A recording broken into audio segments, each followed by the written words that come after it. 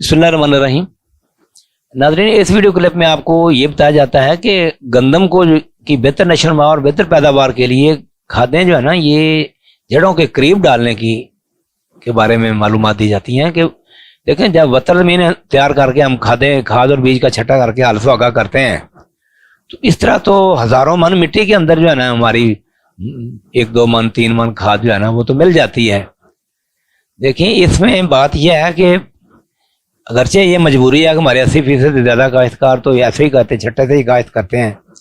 इसमें यह है कि इनको ज़्यादा गहराई तक नहीं मिक्स करना चाहिए। रोटावेटर जो है ना बिल्कुल सतह के ऊपर ऊपर होना चाहिए। अगर रोटावेटर चलाना है, अगर हल सुहागा करना है तो भी 1-2 इंच तक ही रहे। अगर ज़्यादा इसको इनकारपोरेट करते हैं, पूरी हल लगाते हैं और पीछे से सुहागा लगता है, तो ये ज़्यादा मिट्टी के अंदर मिल जाती है हमारी खाद, फास्फोरस और पोटाश जो है ना, तो वो पौधे के काम जो है ना पूरी तरह नहीं आती, फिक्सेशन के चांसेस ज़्यादा होते हैं। मैरा ज़मीन में दूसरी बात यह है कि मैरा ज़मीन में रोटावेटर करने के बाद सुहागा लगाना भी ज़रूरी है, ताकि कुछ सख्त हो जाए और ज़मीन थोड़ी सख्त हो जाए। ना सिर्फ ये है कि इसकी खादों की पकड़ में ये होती है, बल्कि गिरने के हवाले से बाद में गंदम जरा बड़ी होती है ना, तो मैरा ज़मीनों में फिर गिर जाती है। अगर सुहागा लगा हुआ हो तो गिरने के चांसेस कुछ कम होते हैं। जबकि चिकनी ज़मीन है, जो कि पक्के वट की ज़मीन है, तो उसमें रोटावेटर चलाने के बाद जो है ना, या हल सुहागा करने के बाद स्पेशल सुहागा मारने की ज़रूरत नहीं है। रोटावेटर के बाद सुहागा नहीं मारना चाहिए, ऐसा छोड़ दी जाए, वो काफ़ी सख्त होती है, उसमें वो जो है ना फिर भी नहीं गिरती। अब बात यह है कि बजाई के वक्त फास्फोरस पोटाश जो है ना, इनको मिक्स करके खाद वाले खाने में डालना और बीज वाले खाने में बीज को डालना, ये इस तरीके से गंदम का जो ड्रिल की जाती है ना, ये बेस्ट तरीका है। इसमें खाद की प्लेसमेंट जो है ना ये बेहतरीन होती है कि बीज के ऊपर भी नहीं गिरती, लेकिन बीज के करीब ही 1 इंच के फासले पर जनाब खाद गिर रही होती है। खाद की प्लेसमेंट का तरीका ये आइडियल तरीका है, लेकिन ये सहूलत हर बंदे को दस्तयाब नहीं है। ज़मीनी तैयारी उस तरह की नहीं हो सकती।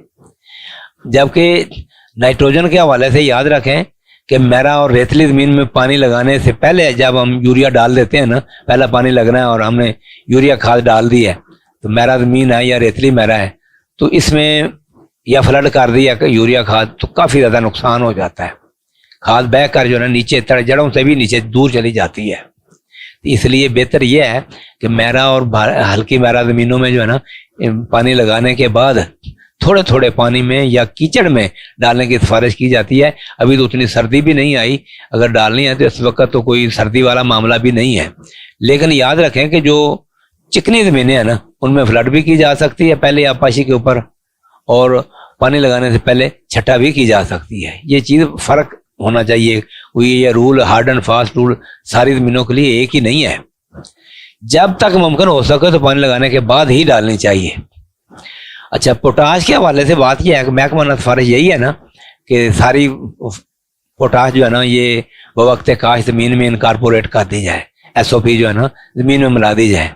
पहली तो बात यह है कि डालते ही नहीं है, जो डालते हैं तो वो इस तरह इनकारपोरेट कर देते हैं, DAP के साथ SOP को मिला के हज़ारों मन मिट्टी के साथ इनकारपोरेट कर देते हैं, और बस फुल सीजन ये सारी चीज़ जो है ना, सारी बवक्त काश डालना जो है ना, इसके ऊपर नज़रसानी करने की ज़रूरत है। ये रिकमेंडेशन जो है ना ऑब्जेक्शनेबल है, क्योंकि पोटाश की जो है ना 40% ज़रूरत जो है ना ये गोब से पहले वेजिटेटिव फेज़ के ऊपर होती है। जब वो टिलरिंग हो रही है उसकी जेंटिंग स्टेज के ऊपर, या सिटा निकलने से पहले उसकी खुराक की मूवमेंट के लिए 40% ज़रूरत होती है।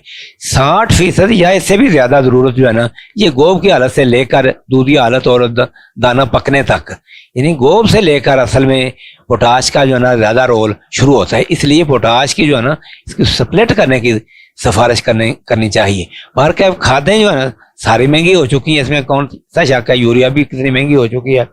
इनके बेहतर इस्तेमाल करने की कोई ना कोई तदबीर करते रहना वक्त की अहम ज़रूरत है।